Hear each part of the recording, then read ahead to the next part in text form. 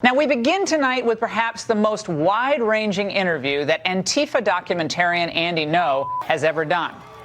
Now, remember, he was violently attacked a few weeks ago by that masked mob in Portland. Yo!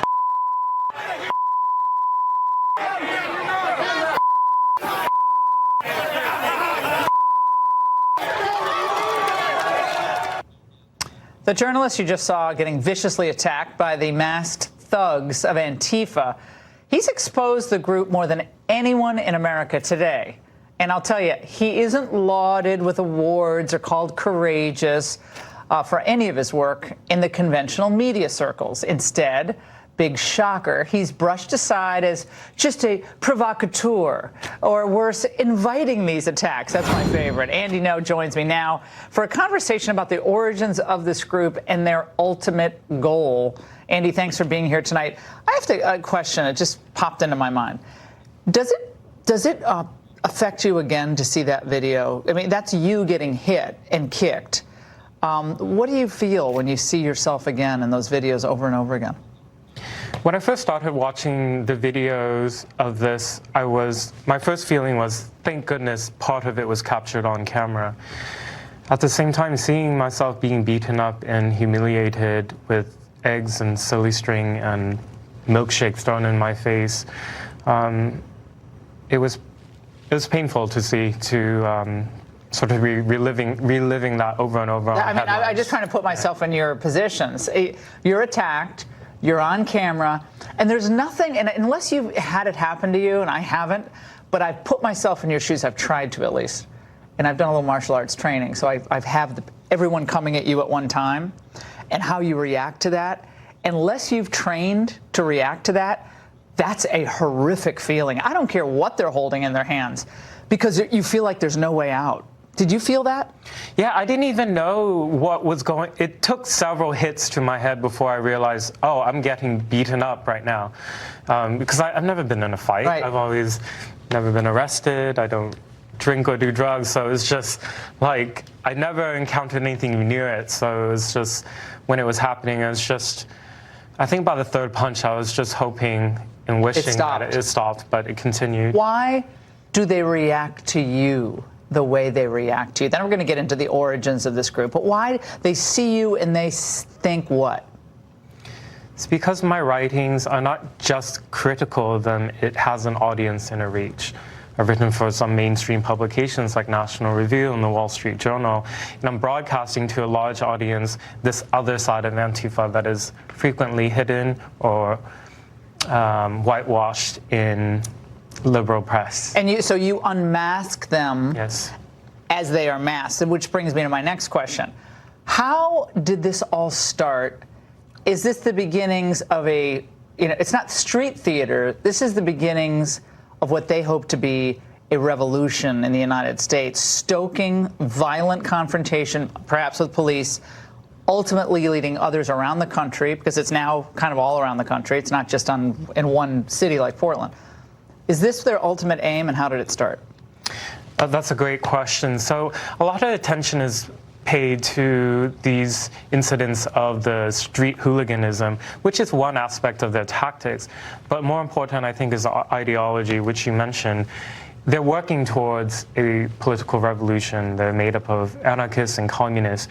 And these acts of violence and vandalisms that they're meant to not only target citizens, but they're meant to polarize society. It's meant to also delegitimize our institutions that uphold the laws, for example. So they have a lot of hate and for law enforcement, for border enforcement, and you see it reflected in their chants as well as where they target their acts of violence when it's not just directed at citizens. And who inspires them?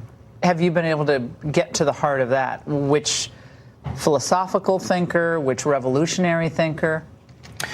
Most of them will probably call themselves Marxists if they had to pick a philosopher that influenced them the most. I'm still trying to understand and comprehend how coherent their ideology is, because this movement, as we understand in the United States, really crystallized after 2016, after the election of Donald Trump. So there hasn't been much academic research into how are they organized, who writes their literature, what are all the books of literature. We have sort of an idea. Mark Bray, an academic at Dartmouth. Yeah, I went to Dartmouth, and he's the guy who wrote the book on Antifa. I want to play this for you and have your reaction. This was Chuck Todd's interview he did with Mark Bray to explain why the violence, listen to this, is ethical a few years back. Watch. A lot of people recognize that when pushed, self-defense is a legitimate response to white supremacist and neo-Nazi violence. They resist the notion of turning to the government or turning to the police, who we've seen have been infiltrated by white supremacists who have been sympathetic to the court sort of return to law and order notion of fascism. And that does not, I think it does dovetail into now what we're hearing from AOC +3, that this is concentration camps, this is Nazis, this is Hitlerian. I mean, if Hitler exists in the United States, and you got to do everything you can to stamp it out, that's kind of where this is going. So he says that they say concentration camps, and then all hell breaks loose. Is that part of this? He seems obviously very sympathetic to the group. Oh, he is, and actually he donates. He says in his book that proceeds from it are going towards legal funds for Antifa. But that's a side point. Antifa, I say, are masters of doublespeak. You see in the name itself, anti-fascists, they're anything but. When they say that they're engaging in self-defense, it's actually premeditated offensive violence. So, and they appropriate words that mean one thing to one audience and dog whistle to their followers something else. Right. They all seem a bunch of, they all seem fairly young, although I see some older people in the crowd. But to me, they seem like a bunch of spoiled brat kids. I'm not trying to totally dismiss them because I'm sure they think they're all noble. But they seem like fairly young. They go to college. I mean, is there a way to get embedded with this organization? What you really need to do is have a reporter go undercover. You can't do it now. But in my day, I would have gone undercover and start saying, oh, how do you make this cement milkshake? They do seem to draw from a wide group of age, primarily young people, but they do also have some older sympathizers as well. Not all of Antifa are engaged in the street violence. Some of them act as cop watchers, human shields, etc. I would say, sorry.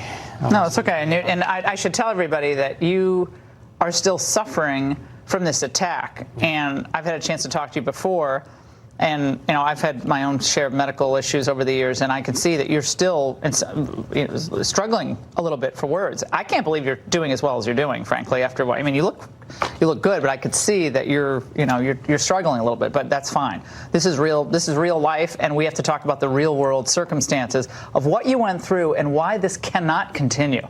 How important is it for them to be called domestic terror organization? Well, I think that that escalation of the seriousness of what's happening might place pressure on authorities and federal authorities especially to start investigating them, because there's so much we don't know, right? What's next for you in this? I mean, you were badly injured. You're coming back, raising money for your medical bills and so forth, which I've gotten some good people to help on that score. But what's next? How are you going to get by? So it's been over 3 weeks since my beating and robbery in downtown Portland. There's been no arrests. I'm very lucky to have representation from Hamid Dillon, a frequent guest of yours. We've set up a legal fund. We want to look into the evidence of what seems to be a systemic issue in Portland when it comes to policing and those and politicians in governance, potentially with stand-down orders or turning a blind eye to far-left militancy. You need to get to the bottom of this in only the way legal action can do it. Now, they have immunity, but it's qualified immunity. And I'm going back to my old legal days. It's qualified immunity for the police, so they don't get full immunity. And until you get discovery on what really is happening, and also discovery on this group, I don't think we're really going to be able to make much progress. I really don't. Andy, I think you are inspiring a lot of people. And I will say it, I don't care who else doesn't, you're incredibly courageous. I wish I was a little younger and probably wasn't as well known. I'd be out there covering it right along with you. But I'm inspired by you, so keep it going. Thank you for having me here. Absolutely. Come back soon, okay?